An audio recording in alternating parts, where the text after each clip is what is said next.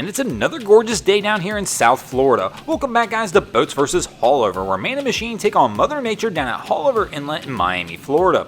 I'm your host, Broncos Guru, in collaboration with our boy Wavy Boats down at the inlet getting the images, and these guys look like they're having a good time coming through Haulover. It's a little rough out today, but let's see if everybody else has as much fun coming through the inlet as this crew does.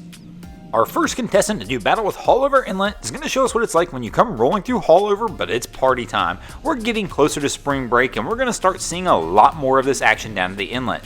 These guys approached the inlet strong. They came in a little fast, a little hard, but slowed it down really quick, and now we see why. They're not really out here to do battle with Haulover, they're out here to have a good time. But this crew has to understand that we're here trying to run a contest, and we have to judge this. Now, typically when I see a boat come running out of Haulover fast and then slow it down as soon as it gets into the chop, I usually want to give them a loss, because that means Haulover did its job. And it won as it put the brakes on the vessel, but these guys are out there having such a good time. I'm having a real tough time with this one. But you know what? I've got to stick to my guns and stick to my principles, and we're going to give Haulover the win. But I have a feeling that these guys aren't going to care, because they're out there having such a good time, it won't matter to them anyway. It's going to take us into our second round, where we're going to see a little whaler in action. And typically we always seem to catch these boats coming out here and slaying Haulover. Even though they're smaller in stature, for whatever reason, these boats seem to fare well.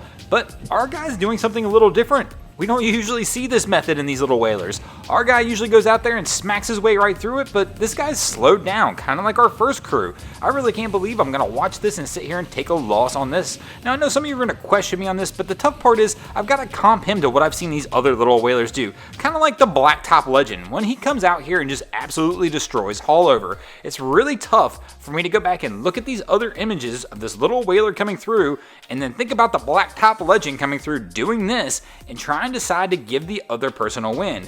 I'm going to have to give this one to Haulover, and Haulover really is going to take a quick 2-0 lead as we begin this episode. Now, I know both of my decisions in these first two rounds are going to be questioned, and if you disagree at all, or if you agree, light it up in the comments and let me know.